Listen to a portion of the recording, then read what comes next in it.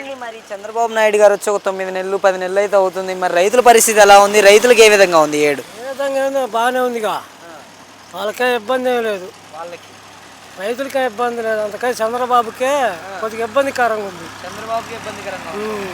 ఎందుకు చంద్రబాబు నాయుడు గారికి ఇబ్బందిగా ఉంది? ఎందుకంటే పథకాలన్నీ బాగా ఇచ్చా జనానికి, అందుకని వీళ్ళు బాగా తింటున్నా వాళ్ళు ఇస్తున్న వాళ్ళకనే ఆయనకి ఇబ్బందిగా ఉంది. వాళ్ళకి ఇచ్చే వాళ్ళకి రైతు భరోసా కానీ అమ్మ ఒడి ఇట్లాంటివన్నీ ఇస్తుండే కదా, అందుకని అవన్నీ ఇచ్చాలకనే రైతులకి ఇవన్నీ ఇచ్చాలకనే ఆయనకి ఇబ్బందిగా ఉంది. ఓకే, ఈ పథకాలన్నీ ఇస్తున్నాడు కదా ఇప్పుడు, ఆ రైతు భరోసా ఇవ్వడం వల్ల ఆయన కొంచెం ఇబ్బందిగా మారింది. గ్యాసు, బస్సులు, ఫ్రీ టికెట్లు ఇవన్నీ ఇస్తున్నాడు కాబట్టి ఇబ్బందిగా ఉంది. ఇస్తున్నారా?